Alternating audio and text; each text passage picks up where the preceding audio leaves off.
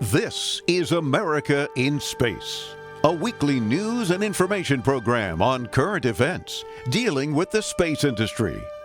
From the Washington News Bureau, here is your host, Rick Potlock.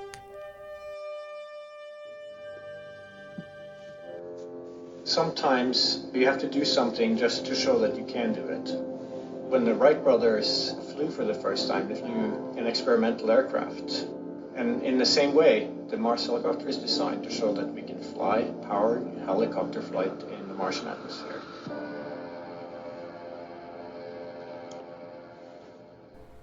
Welcome to another edition of America in Space.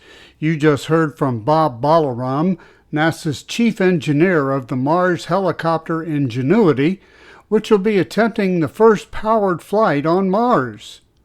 The next voice you'll hear is project manager Mimi Ong, and for the first time we'll also hear from NASA's Mars helicopter chief pilot, Havard Grip. From day one, this was the unwavering dream of our team, to get our helicopter launched to Mars so that we can get the opportunity to do the very first rotorcraft flight test in the actual environment of Mars.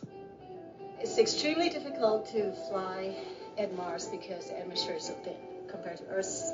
At Mars, it's less than 1%. So the first and foremost challenge is to make a vehicle that's light enough to be lifted. And then the second is to generate lift. The rotor system is just spinning very fast. 2,000, 2,200, 2,400, 2,600. We're spinning between 2,000 and 3,000 revolutions per minute, and it takes a lot of energy. So it's that balance of a very light system, yet having enough energy that's needed to spin the rotor so fast to lift, and on top of it, having to design in the autonomy. It has to be fully autonomous from the time it takes off to the time it lands. What we do on the ground is we plan the flights, and so we determine from here where we want the helicopter to go. Our experiment window is 30 Martian days. So we have planned up to 5 flights of incremental difficulty. The very first flight, the main thing is we want to get the legs off the ground, and so we will basically go up about 3 meters, and we'll hover there, and then we'll come down again, and that will be the first, really major milestone. Most of our flights will be at the 3 to 5 meter height. We will be going horizontally again at a few meters per second, probably go out, 50, 70 meters and come back. In successive flights, we'll probably push that further, try to go further. So our priority will be to get back engineering telemetry and not so much images, but I'm sure we'll return a few, because they'll always look cool. At this point, we've tested all we can on Earth. We have mathematical models that shows how it will fly at Mars, and we've tested it in the simulated environment that we can create on Earth. It really is time now to do the real flight tests at Mars. Nothing is a given, but we have done everything we can in terms of a test program here on Earth. The vehicle's performing extremely well so far. It's been doing exactly the right thing, even right now when it's bolted onto the Perseverance rover. So there's a very good chance that we'll pull it off, yes. But it's still high risk, and none of us forget that you could have a glitch that, could mean end of mission, yes. It's going to be exciting, reacting to any surprises we have. We can't wait.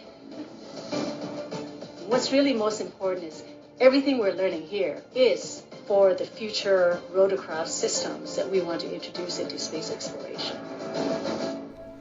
In other space news, the SpaceX Crew 1 mission to the International Space Station has been rescheduled for an early morning Halloween launch.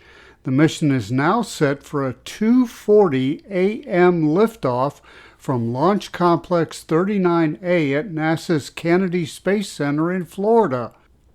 The crew, Michael Hopkins, Victor Glover, Shannon Walker, and Soichi Noguchi of the Japan Aerospace Exploration Agency, are scheduled for a 6-month stay aboard the ISS with a return in the spring of 2021. So, in this year of weird happenings, a really early trick-or-treat from NASA. And that's this edition of America in Space. Don't forget you can listen to David Denault's podcast Tuesday, and both of our shows are available on Google Play, iHeart, Stitcher, Spotify, and the TuneIn apps. Just search for About Space Today. Reporting from temporary news facilities, I'm Rick Potlock. Thanks for listening. Be sure to share our program with your family and friends and follow us on Facebook. Join us each week for news and information on America in Space.